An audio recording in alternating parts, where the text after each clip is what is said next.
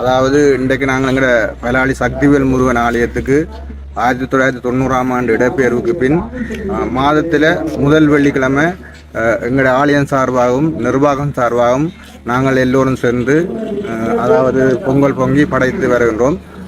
அதாவது இப்போ என்னென்னா இன்றைக்கு இந்த வெள்ளிக்கிழமைன்றபடியாக நாங்களும் எங்களோட குடும்ப சார்பாகவும் தலைவர் செயலாளர் பொருளாளர் எல்லாரும் வந்திருக்கிறேன்.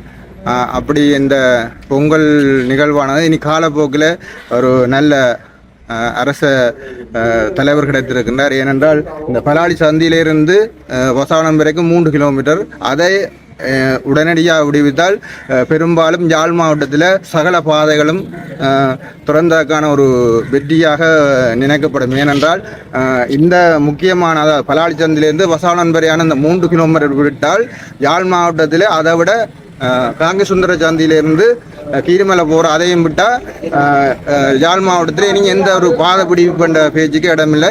எனவே இதையும் எல்லோரும் கருத்தில் கொண்டு இதுக்கான முயற்சிகளை நீங்கள் மேற்கொள்ளணும். அதே நேரம் நாங்கள் 1980 ஆண்டு இங்கே பிறந்து இங்கே வளர்ந்து இந்த கடலில் நீந்தி நாங்கள் ஓடியாடி தெரிஞ்ச இடம் இப்போ 34-35 வருடமாக வடமராட்சியிலே உடுப்படியில் வசதி வருகின்றோம். காலப்போக்கில் உங்களோட எல்லாருடைய அந்த ஆசியோடையும் நாங்கள் மிக விரைவில் எங்கள் சொந்த இடத்துக்கு போவோம் என்று நம்பிக்கையை தெரிவித்துக் கொள்கிறோம். அண்ணா, நீங்கள் சொல்லுங்கள், இந்த இதுக்கு முதல் இருந்த அரசாங்க அதிபர் அரச தலைவர்களை விட இப்போ இருக்கிற அரச தலைவருக்கு நீங்கள் என்ன சொல்ல வாரீங்களா? ஏதாவது நன்றி சொல்ல வாரீங்களா? இல்லை, அப்படி என்னென்னா நானும் 2 தேசிய கட்சிகளில் பயணித்தேன். நான் இனியும் பயணித்து கொண்டிருக்கிறேன். நான் கடந்த காலம் இந்த காலம் இனி வரும் காலம் என்று சொல்கிற விட தற்பொழுது கிடைச்ச ஒரு அரச தலைவர் என்னென்னு சொல்வது, ஒரு 100% செயற்பாடுகள் நன்மையை தான் நடக்கின்றது. இன்னும் அவர் இப்போ தான் பதவியேற்று ஒரு 3 மாதம், இனி காலப்போக்கில் இன்னும் 60 மாதம், இன்னும் 57 மாதம் இருக்கின்றது. பொறுத்து பார்ப்போம். அதுக்கிடையில் எங்களுக்கு ஒரு நல்ல சமீட்சை ஒன்று கிடைச்சிருக்கு. என்னென்னா ஆலயத்தை கட்ட சொல்லி இருக்கேன். நாங்கள் அப்படி இல்லை, ஆலயம் கட்ட மாட்டோம். இந்த ஆலயம் கட்டுறேன்டா எங்களை நீங்கள் உடனே குடியமர்த்தணும் உண்டு. இப்போ அதுக்கான வேலைப்பாடு நடக்கின்றது. அதுக்கு தற்பொழுது அரசாங்கத்துக்கு எங்களோட கிராமம் சார்பாக, பலாலி வடக்கு மக்கள் சார்பாகவும், மீள குடியேறியவர்கள் இனி மீள குடியேற போறவர்கள் சார்பாகவும் நாங்கள் ஒரு தனிப்பட்ட ரீதியில் ஒரு நன்றியை தெரிவித்துக் கொள்கிறோம். இந்த நேரத்தில் நீங்கள் சொல்கிறீங்க இந்த ஏகேடி அரசாங்கம் நிறைய விஷயங்களை செய்து கொண்டிருக்குன்னு சொல்கிறீங்க. அதே அடிப்படையில்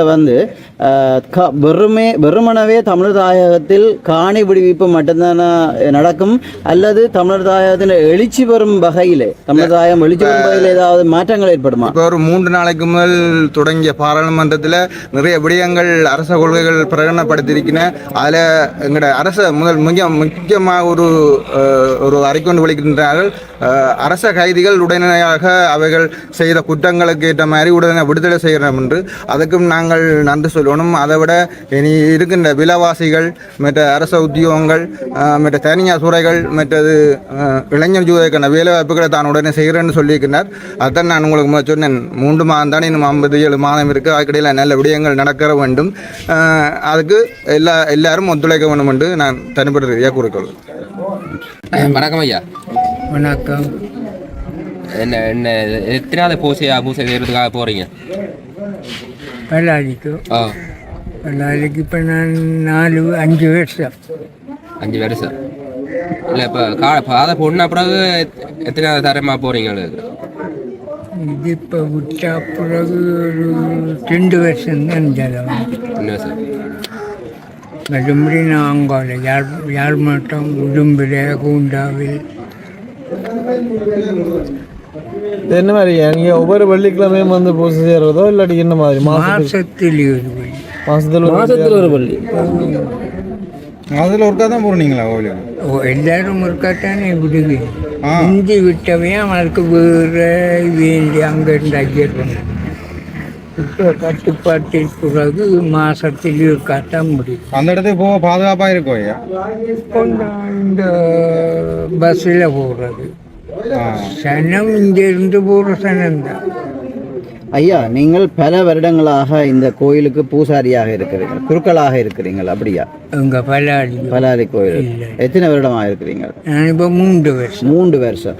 3 வருடத்தில் இந்த கோயிலின் மகிமையை பற்றி சொல்லுங்களேன் மக்களுக்கு. இப்போ முந்தி பெருசாக இருந்து அலங்கார உற்சவம் இதெல்லாம் நடந்தது.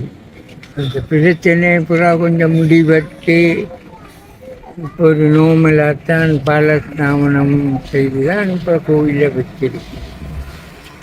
அதாக முந்தி நல்ல மக்களுக்கு எல்லாம் அருள் புரிஞ்சது சக்தி முருகன் என்று சொல்லுவேன். நான் ஒரு 2 வருஷமாக நான் பூசை செய்யணும். ஐயா என்ன சொந்த இடம் இது? எங்களோட சொந்த இடம் கேக்கு. அங்கே கூட வீடெல்லாம் இருக்கும் இல்லாட்டி கோயில் எல்லாம் முடிச்சு போட்டாங்க. தேரோடின ஒரு சுக்கி அம்மன் உங்களோட காணியிலும் அப்போ இன்னும் முடிவிக்கல. அது இன்னும் கூடாது. எங்கள் ரயில்வே ஸ்டேஷனுக்கு பக்கத்து. ஐயா நீங்கள் இது ஒரு நல்ல ஒரு அரிய சந்தர்ப்பம். நீங்கள் ஒரு குறுக்கோளாக இருக்கிறீங்கள், உங்களுடைய கோயில்கள் இன்னும் விடுவிக்கப்படாத நிலையில் இருக்குது ஐயா. இந்த நேரத்தை பயன்படுத்தி நீங்கள் இந்த அரச தலைவர்களுக்கு ஏதாவது சொல்ல இருக்கிறீங்களா? உங்களுடைய காணி விடுவிப்பு சம்மந்தமாக இல்லை உங்களோட கோயில் விடுவிப்பு சம்மந்தமாக? எனக்கு மேலே குருக்கள் இருக்குது, அவரோட தான் அது தொடர்பு உள்ளது.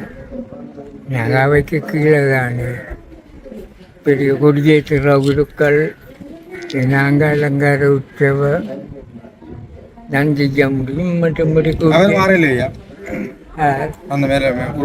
அது மோசம் வேற குருக்கள் இருக்கு. நம்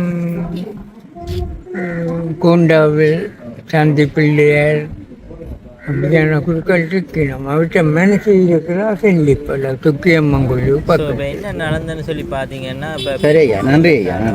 அனுமதியானது இப்போ இராணுவத்தினரால் மறுக்கப்பட்டிருக்கு. என்ன பிரச்சனை என்று தெரியவில்லை. ஸோ இதை பற்றிய மேலும் காணொலிகளை காணுறதுக்கு நீங்கள் எங்களோட இணைந்திருங்க. முக்கியமாக தயவுசெய்து இந்த வீடியோவை ஷேர் செய்யுங்க. இது மக்களுக்கு கிடைத்த ஒரு மிகப்பெரிய ஏமாற்றமாக இருக்குது. இதை பற்றி அடுத்த கிழமை மக்கள் பிரதேசங்களிடம் கலந்துரையாடி ஒரு தீர்மானத்தை பெற இருக்கிறார்கள். மேலும் இந்த காணொலியை முழுமையாக பார்வையிட்டதுக்கு நன்றி. மேலும் எங்களுடன் இணைந்திருங்கள். மீண்டும் ஒரு முறை இந்த காணொலியை காணுபவர்கள் சப்ஸ்கிரைப் செய்து கொள்ளுங்கள். நன்றி.